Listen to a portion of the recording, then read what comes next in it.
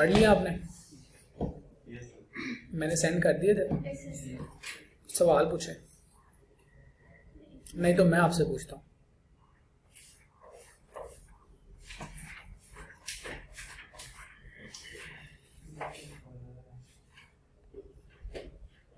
पूछे? यकीनन नहीं पढ़े होंगे। पूछे फिर। इनइक्वालिटी का समझ आगे क्या लिखा हुआ डब्बा बनाया मैंने। What is inequality? जो कहते हैं ना male females are equal, they should have equal rights, they are not equal. हर किसी की अपनी इंपॉर्टेंस है, मुकाबला बनता ही नहीं है। ऑपोजिट जेंडर है तो मुकाबला नहीं बनता। सिर्फ एक मामला है जिसमें गिविंग यू द एडवाइस, सिर्फ एक मामला है जिसमें ख़वातीन को लगता है कि उनको मर्दों से कमतर समझा जाता है, वो प्रॉपर्टी डिस्ट्रीब्यूशन हमारे दिन में। लेकिन उसकी बैकग्राउंड ये है कि बिफोर गिविंग राइट टू ख़वातीन there was no right in the property to the females. Islam ने आके राइट दिया और इसके साथ साथ बहुत सारी और वैल्यूज़ दे दी। तो सिर्फ प्रॉपर्टी वाले मामला में ख़वातीन को लगता है कि दे आर डिप्राइव, बट उनकी माँ बाप की तरफ से भी प्रॉपर्टी होती है, उनके शोहर की तरफ से प्रॉपर्टी होती है, उनकी कफ़ालत दे दी। मर्दों का कि आपने कफ़ालत लेनी है, शोहर ने कफ़ालत लेनी है। ये बहुत बड़ी बात है कि आपको कमाने की जिम्मेदारी, प्राइम रिस्पॉन्सिबिलिटी आपकी नहीं डाली। बाप की कफ़ालत में दिया, भाइयों की कफ़ालत में दिया और हस्बैंड की कफ़ालत में दिया। कुछ ख़वातीन खुद कमाती है, दैट इज़ ग्रेट। आजकल तो बहुत ज़्यादा ज़रूरत है, घर में बच्चे भी कमाएँ, बच्चियाँ भी कमाएँ, ज़्यादा लोग कमाएँ, फिर निज़ाम चलता है। तो इस एक छोटे से मैटर को जो कि प्रेस्टीजियस वैल्यू है, जो कि ऐड किया गया, उसको बुनियाद बना के कहा जाता है कि हमें इक्वल राइट्स चाहिए। ख़वातीन के राइट्स मर्दों से बहुत ज़्यादा है, बहुत ज़्यादा, अगर उसको समझा जाए तो। मुझे मेरे ना सुसर ने एक बड़ी अच्छी बात बताई। तस्करा हो रहा था तो बात की उन्होंने। मियाँ साहब भी वही बात कहते हैं जो ख़वातीन अपने शोहर को किंग बना के रखते हैं, यानी उनके सारे काम ऐसे कर रहे हैं जैसे किसी बादशाह के करते हैं, तो उस ख़तून को मलका की तरह प्रोटोकॉल मिलता है पूरे ख़ानदान में, पूरी फैमिली में, पूरी सोसाइटी में। जब आपका शोहर किंग है तो आप उसकी बीवी कोई नहीं है ना। तो बच्चों की नज़र में, फैमिली की नज़र में, सर्कल्स में जो लोग हैं उनकी नज़र में, you both male and female are representing your spouse. अगर मर्द अपनी महफिल में बैठ के ख़वातीन के बारे में तुम तरांगा के बात कर रहा है, ज़ाती ज़िंदगी को डिस्कस कर रहा है, तो उनसे बड़ा बेवकूफ़ कोई नहीं है, अपनी इज्जत को ख़राब कर रहा है। अगर ख़वातीन अपनी फैमिली में अपने दोस्तों में बैठ के अपने स्पाउस के बारे में, पर्सनल लाइफ के बारे में, कुछ ऐसी चीज़ें जो पर्सनल ज़िंदगी से रिलेटेड है, फाइनेंशियल हैं, सोशल हैं, व्हाटएवर, अगर बगैर उसकी इजाज़त से डिस्कस कर रही है और परेशानी का इजहार कर रही है, सिंपैथी ले रही है, तो वो बेसिकली अपने शोहर की इज्जत ख़राब कर रही है। और सबसे इम्पॉर्टेंट बात, ये तो स्पाउस के बारे में बात कर रहा हूँ ना, अगर आपके माँ बाप आपके सामने लड़ें, एक दूसरे के साथ बदजुबानी करें, तो अब आप जिस एज में हैं तो आप उनको समझा सकते हैं प्यार से रिक्वेस्ट करके। अगर वो आपके साथ लड़ते रहें तो आप एक कंटिन्यूस परेशानी का शिकार, आपके रवैयों पर बुरा असर पड़ता। तो अपनी आने वाली जनरेशन के सामने मिसाल बनना, जितना अच्छा माँ बाप का ताल्लुक़ होता है, मेरी ज़िंदगी का एक्सपीरियंस ये है, उतनी ही औलाद ताबेदार होती है, सीधे रास्ते पे होती है। बेटा नहीं ज़रूरत, बस दरवाज़ा खोल है, बिजली नहीं बचा रहा, बीमार होने से बच रहा हूँ। तो जितना ही अच्छा माँ बाप का आपस में ताल्लुक़ हो, मेरी ज़िंदगी में एक्सपीरियंस यह है कि बच्चों की परवरिश उतनी अच्छी होती है। वो अपने माँ बाप की इज़्ज़त करते हैं, रिश्तेदारों की इज़्ज़त करते हैं, साथी कराम की इज़्ज़त करते हैं, क्योंकि उनके जो पेरेंट्स हैं उन्हें तरबियत करने की बीइंग अ पार्टनर जिम्मेदारी ली। एक छोटी सी बात कह के आई विल कंक्लूड और आगे शुरू करते हैं आज का लेक्चर। मेरे अब्बा से मुझे बहुत मार पड़ी है, बहुत मार पड़ी है। जब तक ना समझ थे, उल्टे काम करते थे, मैं पतंगे उड़ाता था, that was not good thing. अब आगे समझ आई है, मना करते थे, नाफरमानी थी तो सख्ती से मना करते थे, फिर छुप के जब उनको पता चल जाता फिर सज़ा भी देते थे फॉर माई गुडनेस, कि मैं इस काम से बचूं अच्छी तरह। क्रिकेट खेली सारा दिन, एक टाइम से ज़्यादा खेलना और अपनी सेहत के ऊपर सारे कपड़े गंदे, जिस्म काला हो जाना, वक्त बर्बाद होना, थक जाना, रेस्ट करना, तो इस बात पे डांट पड़ती थी। वीडियो गेम्स और ये जो घंटे होते हैं बैड हैबिट समझी जाती थी। अगर कभी उन्हें खेलते देखा तो उनके लिए बेरेबल नहीं होता था। हमें उस टाइम पे गुस्सा आता था क्यों मारते हैं, अब समझ आते हैं कि वो बैड महफिल से बचाने के लिए हम पे सख्ती करते थे, हमें सजा देते थे। लेकिन दूसरी तरफ देखें, जब भी कभी उन्होंने सज़ा दी, फिज़िकली हार्म किया फॉर माई वेलफेयर, मेरी अम्मा ने वो ये नहीं कहा छोड़ दें बच्चा। माँ का दिल बड़ा नरम होता है, उन्होंने बर्दाश्त किया, अपने आप को रोका। अगर वो रोक देती अब्बा का हाथ या उनको मना कर देती तो शायद मैं आज आपको ना पढ़ा रहा होता। यानी हमारे सीधे रास्ते में लगने में हमारे माँ बाप की आपस की पार्टनरशिप बड़ी ज़रूरी है। अब्बा घर नहीं है, सुबह से गए, उन्होंने रात को आना है, शायद हमारे सोने के बाद वापस आना है। सिर्फ अम्मा ने ये कहना है तुम्हारे अब्बा को आ लेने दो, मैं उनको बताऊँ। और अब्बा बेचारे को पता ही नहीं है। तुम्हारे अब्बा ने कहा था कि मेरे आने से पहले होमवर्क ख़त्म होना चाहिए, अब्बा को पता ही नहीं है। उन्होंने उस नाम का पहले टेरर बनाया हुआ आपके ज़हन में, और फिर उनका नाम यूज़ करके वो आपको सीधे रास्ते पे लगा रहे हैं डरा के। और जब अब्बा आते हैं तो आगे कहते हैं हाँ जी क्यों यार, बस इतना कह दो, बताऊँ। बाद में अम्मा ने बता सारा कुछ देना, सिर्फ आप बताऊँ, अभी नहीं अम्मा, बस वो एक डर रहेगा, वो डर से आपने सारी चीज़ें, अब्बा को बेचारे को पता ही नहीं है। मेरे अब्बा कहते थे अगर हम नहीं सोते थे दोपहर में, मेरी अम्मा में सुला देती थी, छोटे होते ना, स्कूल से आए तो सो जाओ, उठ के ट्यूशन जाएँ, फ्रेश होके रेस्ट करना, और वही टाइम होता था खेलने का भी। स्कूल से इतनी मुश्किल से जान छुड़ा के आए हैं, अब खेलना भी तो है ना। तो उस टाइम पे मेरे अब्बा का एक ही दबका होता था, मैं 3 तक गिनूंगा, उसके बाद मुझे किसी की आवाज़ ना आए। समटाइम मेरे 10 गिनने से पहले सो जाना है। और मजाल है कि हम 10 गिनने के बाद कभी बेड से उठने की कोशिश ही हो, कभी नहीं मारा इस बात पे कि सोए। और वही फॉर्मूला मैं अपने बच्चों पे अप्लाई करता हूँ। मेरे 3 बच्चे हैं अल्हम्दुलिल्लाह। जब मैंने कह देना ना आई एम काउंटिंग 3, 3 गिनने तक मेरे पास आ जाना है। 1 तो सारा कुछ छोड़ गया, अगर कोई नहीं बच्चा बात माना। 2, 3 से पहले दे यार कहना कुछ नहीं, सिर्फ उसके दिल में डर रखा है कि इफ़ नॉट।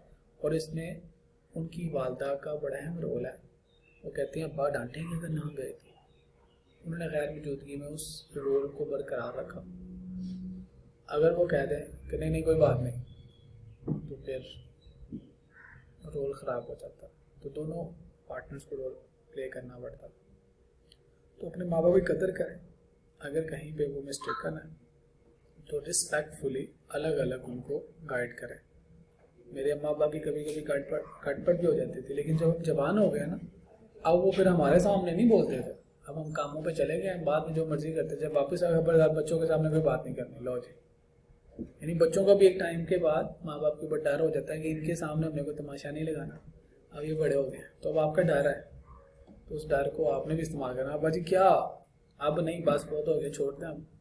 अम्मा जी बस करें, बड़े हो गए, हमारे सामने उन्होंने किया करें, 5:30 जो मर्जी कर लो, आपने घर में रहना, आपने जाना ही नहीं, तो उन्होंने ऐसा काम करना ही नहीं। तो बेटा जी अपनी फैमिली वैल्यूज़ को समझें, यही हमारा सासा है। अच्छा जी, लीनियर इनइक्वालिटीज़ में इनइक्वालिटी से बात शुरू हुई थी कि वो जो इनइक्वालिटी प्रोपोगेट की जाती है ना, दैट इज़ नॉट इनइक्वालिटी। जन्नत का तज़किरा, जन्नत का मुकाम दे दिया कि पाँव के नीचे जन्नत है, तो इससे छोटा मुकाम थोड़ी होता है।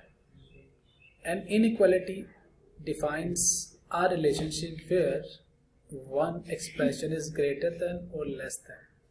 यानी इक्वल नहीं है, इक्वल हो तो इक्वेशन है, अगर इक्वल नहीं है, कोई एक साइड छोटी है कि दूसरी साइड बड़ी है, तो इनइक्वालिटी।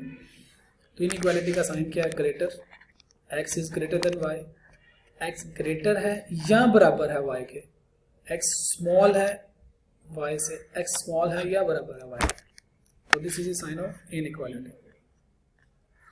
कहता है a linear equation can be solved in similar way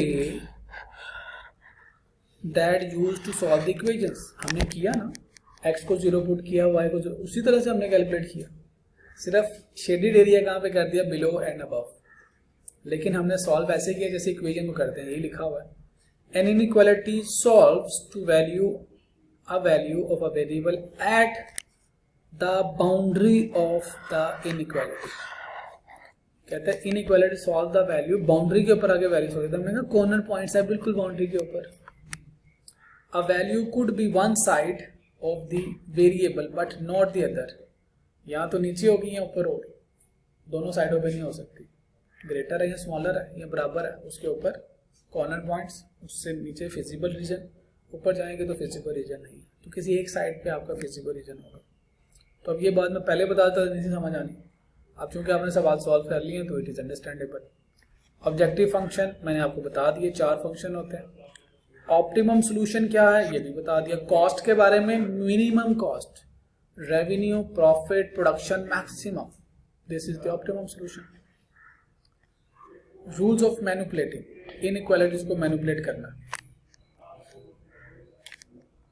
multiply करें अगर पॉजिटिव नंबर से तो इनइक्वालिटी पे कोई फर्क नहीं पड़ता।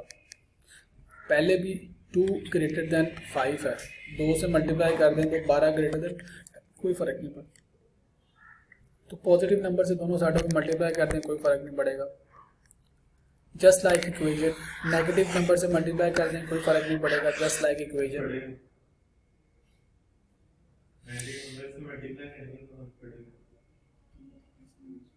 अच्छा माइनस करें, सॉरी माई अपॉलॉजिस जी, आप बिल्कुल ठीक कह रहे हैं।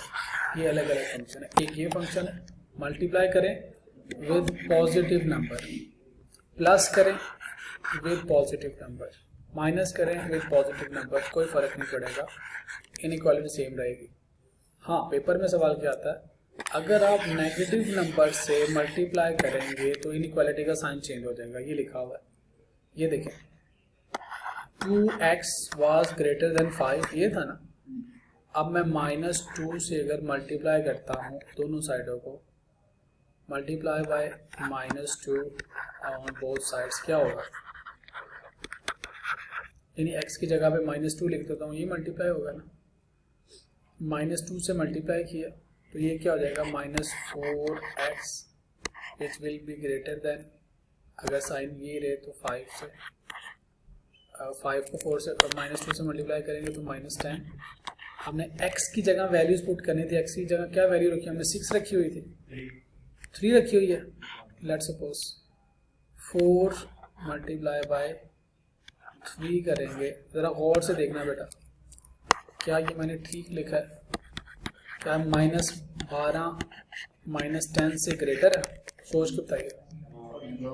नहीं, छोटा है, कैसे, कौन बताएगा, बोर्ड की तरफ देखिएगा बेटा जी, बोर्ड की तरफ देखिएगा।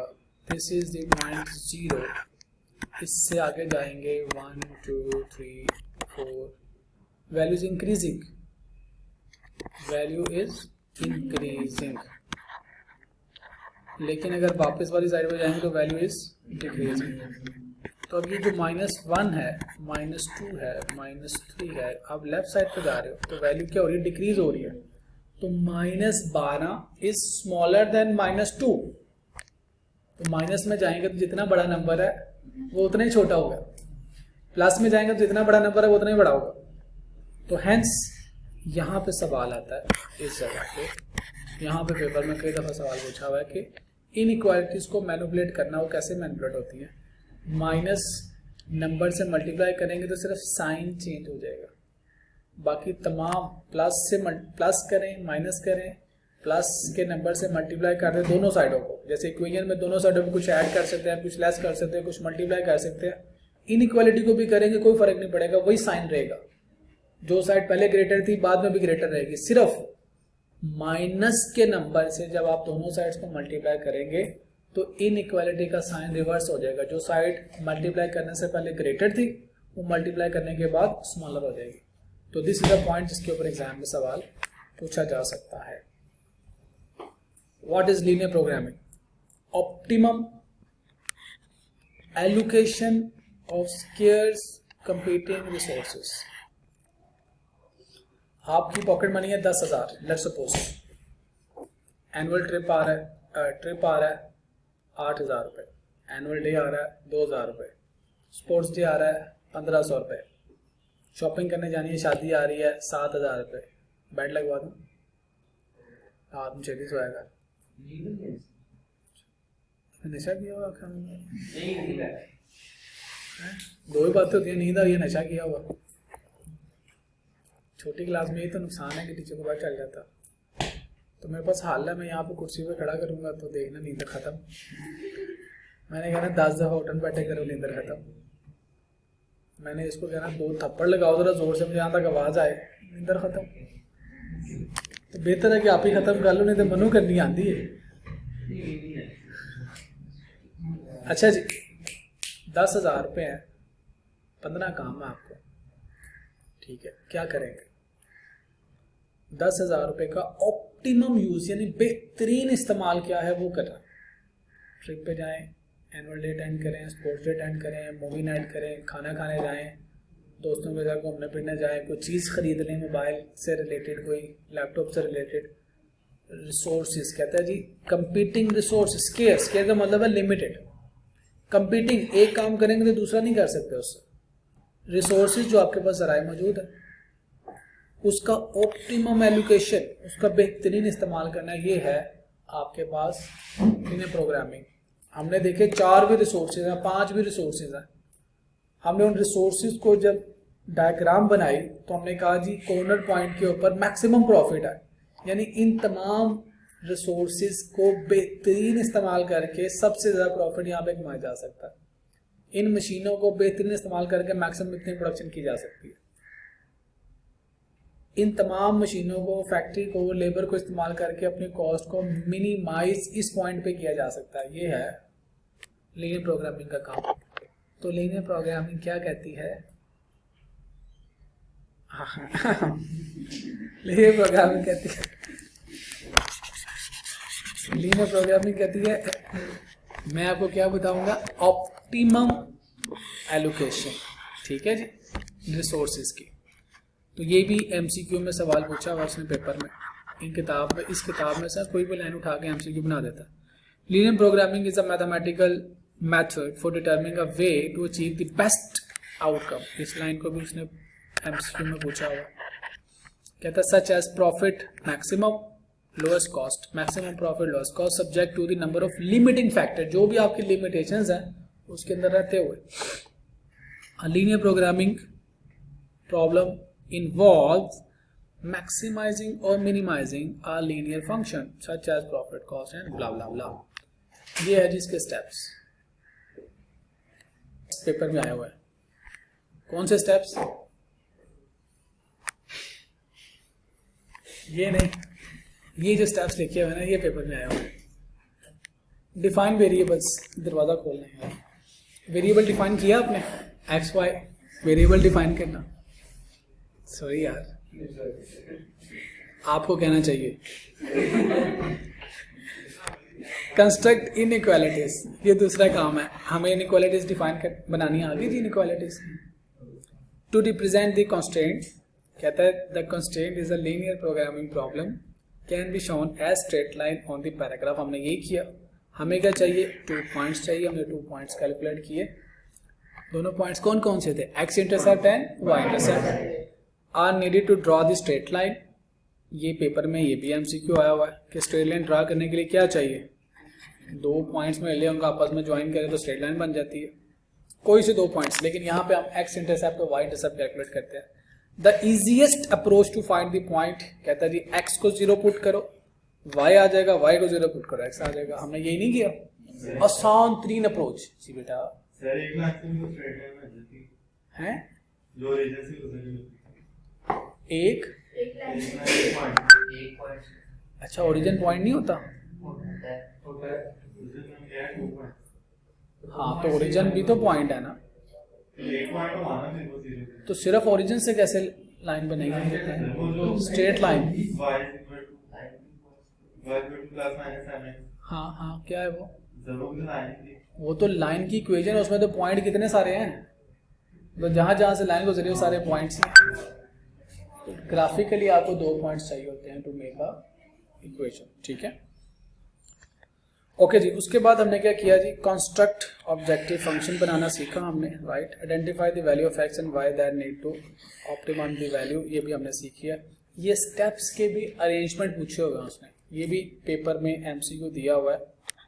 एमसीक्यू में क्या पूछा हुआ उसने, अरेंजमेंट पूछा हुआ है, अरेंजमेंट ऑफ स्टेप्स। तो आपको इसी तरह जिस तरह किताब में लिखे हुए हैं इन्हीं स्टेप्स को ही अरेंज करना है। वो 5 ऑप्शन देगा, 6 ऑप्शन देगा, किसी में कोई स्टेप आ गया कोई पीछे, 4 ऑप्शन में अलग अलग होंगे, तो आपने सही ऑप्शन उसको चूज करके बताना है। तो ये भी पेपर का एक हॉट फेवरेट क्वेश्चन है इस चैप्टर का, फिर ना कहना दसिया नहीं।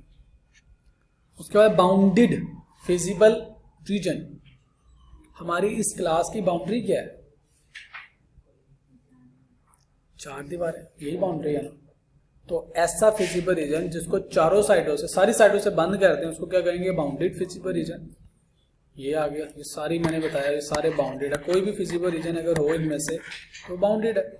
लेकिन अगर तो ये है, ये है, ये है, ये इस साइड से खुला है, ये इस साइड से खुला है, ये इस साइड से खुला है, इसको हम क्या कहेंगे, unbounded feasible reason.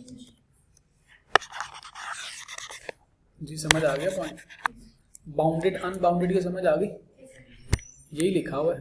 N unbounded feasible region does not have boundaries on all sides. और बाउंडेड में क्या होगा, boundaries on all sides, it is not polygonal shape. आ गया, okay. Next, infeasible region, what is mean by infeasible region. एक का shaded area ये आया कंस्ट्रेंट का, लाइन 1, लाइन 2 का शेडेड एरिया ये आया। अब दोनों का कॉमन रीजन कौन सा, तो इसको हम कहेंगे this is infeasible solution. Sometimes system of the constraint can not satisfied simultaneously। हैं, इसका क्या मतलब है, इसका मतलब है 2x plus 3y is equal to 20 minus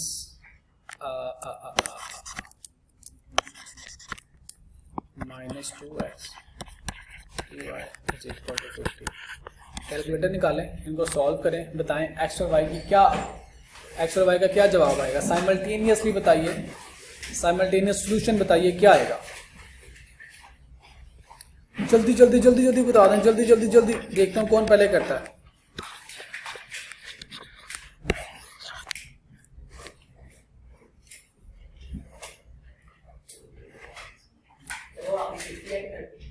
$50, ये ले 50 हाँ जी, क्या आ रहा है, वो मेरा भी ये आया है, मेरा भी मैथ एरर आया है। इसका मतलब ये हुआ कि इक्वेशन साइमल्टेनियसली सॉल्व नहीं हो सकती। अगर ये साइमल्टेनियसली सॉल्व नहीं हो सकती, हम क्या कहेंगे, some time system of constraint can not satisfied simultaneously, यानी मैथ एरर आ जाएगा। The model is set to be no, इसका फिजिबल सोल्यूशन ही कोई नहीं। कॉमन रीजन आएगा सबका तो फिजिबल सोल्यूशन निकलेगा। जब सबका कॉमन रीजन ही नहीं है, कॉमन शेडेड एरिया ही नहीं है, तो उसका कोई कॉमन सोल्यूशन ही नहीं है। Okay, it happens when model is not formulated correctly. इसका मतलब है जिसने भी मॉडल बनाया वो सही नहीं बनाया। No common region which satisfy all the constants, तमाम कॉन्स्टेंट्स को जो रीजन सेटिस्फाई नहीं करता उसको हम क्या कहते हैं, इनफिजिबल सॉल्यूशन। ये एमसीक्यूज में पूछा जाता है, इसलिए किताब में से कॉपी करके यहाँ पे रखा है, ताकि आप लोगों को, मुझे पढ़ाना है आप लोगों ने, हाँ मैंने आप लोगों को पढ़ाना है। रिडंडेंट कंस्ट्रेंट, अब क्या है कि रिडंडेंट कंस्ट्रेंट, इस पर मैं अक्सर एग्जांपल देता होता हूँ। घर में अम्मा हिटलर, अब्बा हिटलर, अगर ताया तो वो भी हिटलर, दादो हमारी साइड लेती हैं, दादाजी बस ठीक है, लेकिन जो बात जाके दादो को दादो कहते कोई बात नहीं, मेरा बच्चा, मेरी बच्ची, जिस तरह कहोगे वैसे हो जाएगा।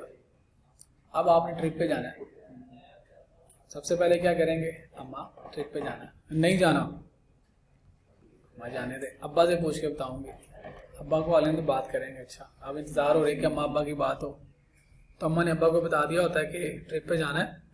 मैं ना नहीं कह सकती क्योंकि मेरे को सारा दिन रहना होता है इन्होंने, आपने जो कभी कभी आना होता है, तो मैंने कह दिया अब्बा से पूछ के बताऊंगी। तो आपने वही बताना है जो मैं कह रही हूँ कि आपने बताना है कि ट्रिप पे नहीं जाना। तो अब अब्बा दूसरी रुकावट, पहले अम्मा कहती मुझे कोई मसला नहीं है, लेकिन मुझे ही तो मसला है। और अब्बा को उन्होंने मना कर दिया। आपने अब्बा से पूछा अब्बा ट्रिप पे जाना है, अब्बा ने देखा अम्मा को और फिर देखा आपको। मैंने कहा अच्छा चलो मेरा बच्चा ऐसे करो, चलो लाहौर के अंदर अंदर चले जाओ ट्रिप पे। देखो मैं अच्छा ठीक है। अब अम्मा ने जो कहा हुआ था अम्मा भी कह के फंस गई और अब्बा ने लाहौर के अंदर लिमिट लगा दी। हमने कहा ठीक है लाहौर के अंदर चले जाओ, लेकिन ऐसे करो दादा से पूछ लो। लो जी, एक बैरियर का अम्मा का कवर किया, अब्बा का कवर किया। अब दादा से पूछा, दादा कहते हैं की करना ट्रिप पे जाके, मन 10 चिड़ियाघर जाना, मैं ले जाना। तो अब दादा का बैरियर, अम्मा ने लगाया लाहौर की लिमिट, दादा ने कहा दी कि सिर्फ चिड़ियाघर, वो भी मेरे साथ। तो अब एक और बैरियर आ गया, कंस्ट्रेंट, रुकावट। लेकिन अब दादा के पास जब आप दुखी शक्ल लेके जाना मरी था, किधर चिड़ियाघर तक महदूद हो गए हैं। अब गए दादो के पास, दादो ट्रिप पे जाना है, मेरा बच्चा कहाँ जाना है, मरी, सिर्फ मरी, तू नारायण का कहाँ जाना, मरी क्या करना, उधर क्या पड़ा हुआ है। यानी दादो ने रोका ही नहीं। तो दादो क्या है, इसको कहते हैं रिडंडेंट कंस्ट्रेंट। यानी दादो की तरफ से इजाजत है, कोई रुकावट नहीं, रुकावटें की तरह नीचे। यानी फैक्ट्री के अंदर जगह जगह मौजूद है, फैक्ट्री की तरफ से जमीन की कोई रुकावट नहीं है। मसला क्या है, मशीन की कैपेसिटी लिमिटेशन है। तो जगह is not a part of the रुकावट, वो फिजिबल सोल्यूशन में हिस्सा नहीं ले रही, दैट इज नॉट, वो तो सरप्लस में अवेलेबल है। तो ये देखें, ये जो कंस्ट्रेंट है ये क्या है, इसको कहेंगे रिडंडेंट कंस्ट्रेंट है। ये भी रुकावट, जमीन आपकी लिमिट है, लेकिन मशीन की जरूरत से बहुत ज्यादा है। तो इसने देखें ये 3 कॉर्नर पॉइंट्स हैं, इन कॉर्नर पॉइंट्स में, इस कॉमन रीजन में, इस कॉर्नर पॉइंट्स में ये जो रिडंडेंट कंस्ट्रेंट है लाइन नंबर 1, इसमें कोई हिस्सा नहीं लिया। यानी उससे पूछो ना पूछो वो कंसीडर करने की जरूरत ही नहीं है। बाकी 2 जो अम्मा अब्बा है उनसे पूछना पड़ेगा भाई। आप जरा पढ़ें, this is a constraint which plays no part in optimum solution. Optimum solution कहाँ पे, या ए में है या बी में या सी में, यहाँ पे तो है ही कहीं नहीं, कहीं है नहीं है। Because it lies outside the feasible region. ये फिजिबल रीजन है, ये तो उससे बाहर पड़ा हुआ है, आउटसाइड द फिजिबल रीजन। यानी इनसे ये तो रुकावट है ही नहीं, ये तो सरप्लस में पड़ा हुआ है। कहता है that does not affect the feasible solution space region, it can be ignored. दादों से पूछने की जरूरत नहीं है, उन्होंने तो मान नहीं जाना है। असल में तो अम्मा अब्बा से और दादा से पूछना होगा ना। तो ये जो कांस्टेंट है जो आपकी, क्यों देख रही है मुझे, ये जो कांस्टेंट है जो आपके फिजिबल सॉल्यूशन का हिस्सा ना बने, जो शेड थ्योरी का हिस्सा ना बने, इसको हम क्या कहते हैं, रिडंडेंट कांस्टेंट। इसको इग्नोर भी किया जा सकता है। तो ये भी एमसीक्यू में पूछता है, तो हमें पता होना चाहिए। खत्म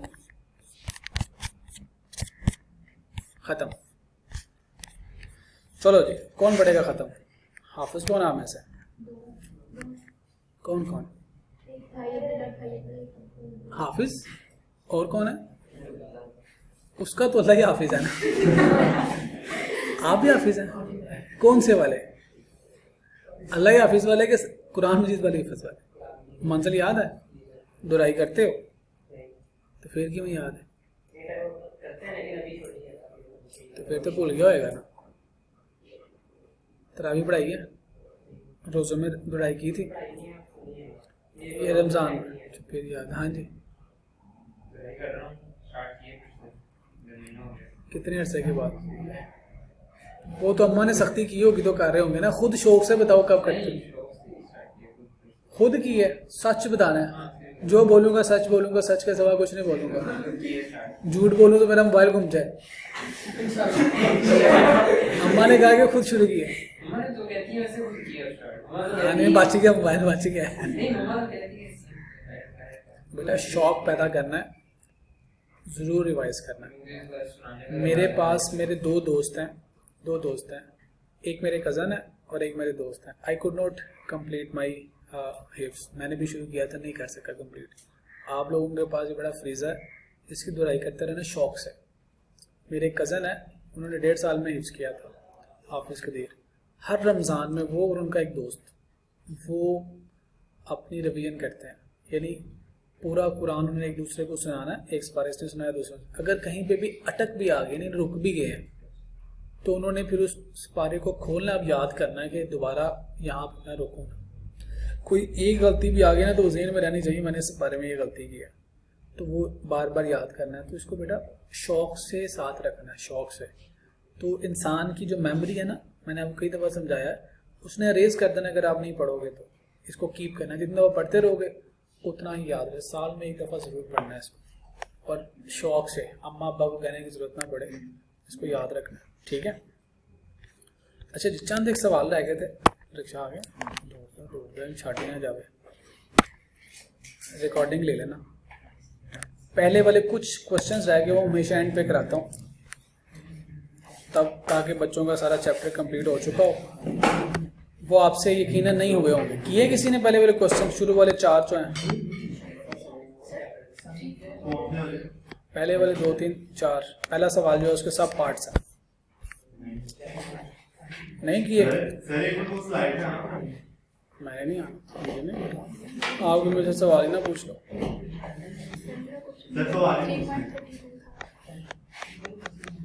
बस अब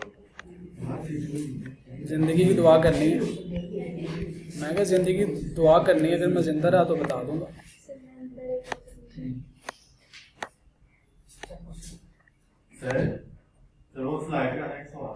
यार नहीं आता, मैं मेरी मर्जी, मेरी स्लाइड मेरी मर्जी है, स्लाइड पे हूँ, मेरी स्लाइड मेरी मर्जी। तो बेटा बुक में जो इंपॉर्टेंट चीज़ें थे ना वो मैंने आपको करा दिया, चाहे तो किताब की रीडिंग कर सकते हैं। सर वो इस यार मैंने नहीं बताना जी, पूछे बेटा। सर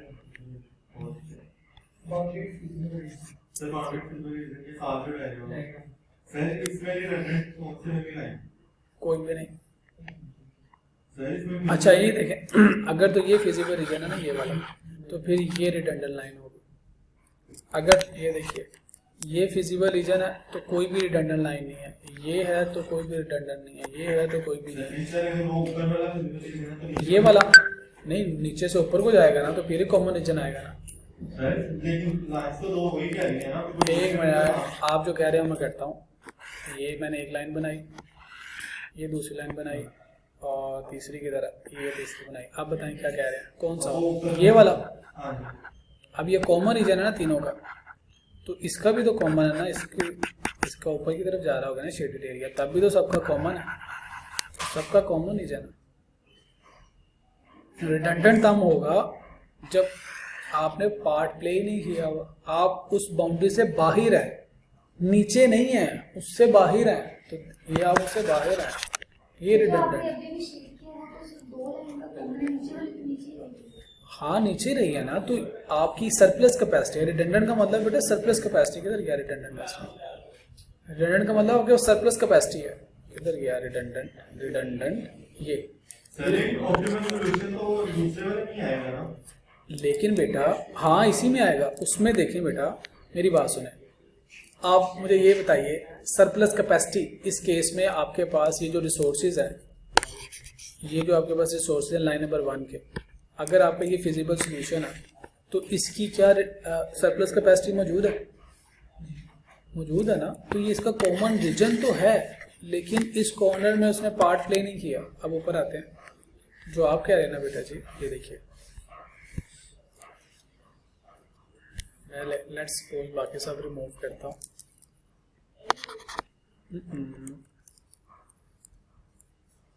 ड्रॉ रेजर स्ट्रोक,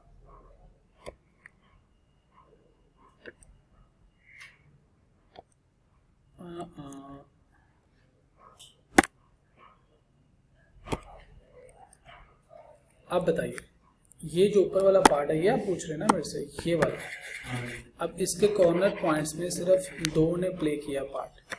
अब मुझे ये बताइए अगर मैंने ये वाली प्रोडक्शन करनी हो इतनी, तो क्या इसकी मेरे पास कैपेसिटी अवेलेबल है? अवेलेबल है। अगर ये ना हो मेरे पास, ये ना हो लेट सपोज, तो कॉमन रीजन की कर ही नहीं सकते, इसकी तो मैंडेटरी रिक्वायरमेंट्स है। इसका तो शेडेड एरिया में पार्ट है। रिडंडेंट का मतलब है कि सरप्लस कैपेसिटी अवेलेबल है, इसकी तो सरप्लस नहीं अवेलेबल।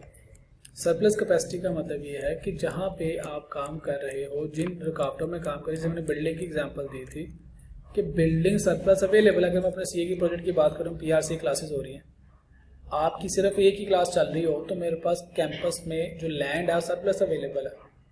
लेकिन अगर जो आपकी वाली बात है, मैं उसकी तरफ आता हूँ, तो दैट इज़ अ वेरी, जितनी क्लासेस चाहिए मुझे उतने कमरे मिल जाते हैं, जितने चाहिए उतने कमरे मिल जाते हैं, लेकिन हर दफ़ा कमरा लेने के लिए मुझे खर्चा भी तो करना पड़ता है ना। तो वो जो ज़मीन है वो मेरे लिए रिडंडेंट नहीं है। मुझे एक प्लाजा दे दिया, मेरे एक दोस्त ने कहा मियाँ साहब जितनी क्लासेस चाहिए आप लेते रहें, यानी मेरे पास ज़मीन तो अवेलेबल है, जगह तो अवेलेबल है, लेकिन हर दफ़ा क्लास नहीं लूँगा तो नई कॉस्ट, तो रिडंडेंट तो ना होगा, सरप्लस कैपेसिटी तो ना होगी। अवेलेबल है लेकिन उसके साथ कॉस्ट अटैच है। तो रिडंडेंट का मतलब ये है कि आप जिस ऑपरेशन में काम कर रहे हो, कोई एक आपका रिसोर्स वाफर मिकदार में पड़ा हुआ है। जैसे घर में आमतौर पे आटा वाफर मिकदार में पड़ा हुआ है। अगर आपने 5 लोगों को 10 लोगों को खाना खिलाना तो रोटी तो पड़ी हुई, शायद सालन नहीं पड़ा हुआ, शायद रायता नहीं पड़ा हुआ, शायद अचार उतना नहीं पड़ा हुआ, लेकिन आटा आपके पास पड़ा हुआ है, चावल आपके पड़े, चिकन नहीं पड़ा हुआ। तो आटा चावल क्या होगा, अगर 5-7 मेहमान आ गए उसके लिए रिडंडेंट कंस्ट्रेंट की उसकी तो कोई टेंशन ही नहीं है, यूज़ तो होना उसने लेकिन उसकी टेंशन नहीं है। हाँ अगर 10 मेहमान से 15 हो जाएंगे तो हाँ मेरा सालन नहीं काम होना चाहिए, तो मेरे सालन के जो इंग्रेडिएंट्स है वो उसके अंदर रहते हुए मुझे हांडी बनानी है, तो वो मेरे रिडंडेंट कंस्ट्रेंट्स नहीं है। वैसे तो आटा मार्केट से भी अवेलेबल है, अगर मैं कहूँ 1 घंटे के नोटिस पे मुझे मिल सकता है, या बाजार से जब रोटियाँ मंगवाना शुरू कर देंगे तो रोटियाँ तो जितनी मंगवाएंगे उतनी कॉस्ट आ जाएगी। तो रोटी बाजार से अगर अवेलेबल तो ये रिडंडेंट कंस्ट्रेंट नहीं है। अवेलेबल है रिसोर्स, सरप्लस कैपेसिटी में मौजूद है और आपके ऑपरेशन लेवल उससे कम है, नीचे है, दैट इज रिडंडेंट कंस्ट्रेंट। ठीक है, आप एक डेफिनेशन है देखें, उसका कोर कॉन्सेप्ट है वो देखें। अगर आप उसके लफ्ज़ों पे जाएंगे ना, ये तो उसने गाइडेंस के लिए एक्स्ट्रा पॉइंट लिखा हुआ है कि वो उसके फिजिबल सॉल्यूशन में कॉर्नर पॉइंट का पार्ट प्ले नहीं करता की तरह। ये जो this is an extra information that does not affect the feasible solution, it can be ignored as necessary. ये ठीक है, this is the constraint which plays no part in the optimum solution because it lies outside, बाहर है, इजाफी है। मैं इसमें लिख देता हूँ, क्या कहते हैं, सरप्लस है। मैथ की जुबान में आउटसाइड का मतलब है कि फिजिबल सॉल्यूशन से बाहर है, यानी सरप्लस मौजूद है। द फिजिबल रीजन से बाहर मौजूद है। उसने ये नहीं कहा अंदर या नीचे मौजूद है, ये नहीं कहा, बाहर मौजूद है। Got it. और आगे कहता है does not affect the feasible solution, यानी जब आप कोई कॉम्बिनेशन करें ज़मीन कंसीडर करने की जरूरत नहीं, वो बड़ी पड़ी है आपके पास, टेंशन नहीं लेनी। आटा कंसीडर करने की जरूरत नहीं है, वो बड़ा पड़ा, टेंशन नहीं लेनी। पूरे साल की गंदम है, 50 मेहमान भी आ जाए तो आटे की खैर है, टेंशन नहीं लेनी। हाँ इट कैन बी इग्नोर्ड, इसको कंसीडर ना करें, इसकी खैर है। जैसे दादाजी नीली जानी ज़्यादा खैर है, कोई टेंशन उनसे पूछने की जरूरत नहीं है। लेकिन हाँ बड़े हैं, पूछना तो पड़ेगा ना, पूछेंगे, लेकिन ना भी पूछे तो खैर है, उसके बगैर भी ट्रिप पे जा सकते हैं। तो आउटसाइड फिजिबल रीजन, आउटसाइड का मतलब है उससे एक्सेस क्वांटिटी में। कर ला मेरे तो यकीन यार, जब उससे ना देख मैं सही कह रहे हैं। सरप्लस कैपेसिटी बेटा, आउटसाइड का मतलब है यानी वाफर मकदार में पड़ा हुआ। ओके जी बेटा, जी तुम्हें पढ़ाना हो तो क्यों नहीं पूछ रहे?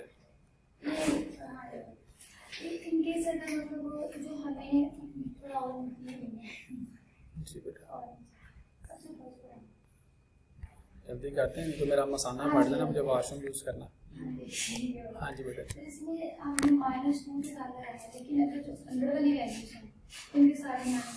वो तो कांस्टेंट रखनी है ना आपने, एक ही वैल्यू रखें ताकि सॉल्व भी तो हो जाए ना। तो वेरिएबल को चेंज कर देंगे तो सारा निज़ाम ही बदल जाएगा ना। फिर भी सेम ही रहना था, तो 10 बढ़ा ही है ना उससे। 10 + 10 -12 से -100 से -500 से +10 बढ़ा है। तो मैंने इसलिए तो डायग्राम बनाई है कि जब आप यहाँ से पूरा राइट साइड पे जाते रहते तो बड़ी वैल्यूज़ है, लेफ्ट साइड पे आते रहते तो छोटी वैल्यूज़। ठीक है, तो जितना आगे जाते रहेंगे बड़ी वैल्यूज। अगर फॉर एग्जांपल -10 इधर है और आप कहते हैं यहाँ पे 100 है, तो ये यकीनन बड़ा है उससे, राइट साइड पे है ना उससे। वॉशरूम है, कोई और सवाल है जल्दी जल्दी पूछ लो। नहीं अल्लाह।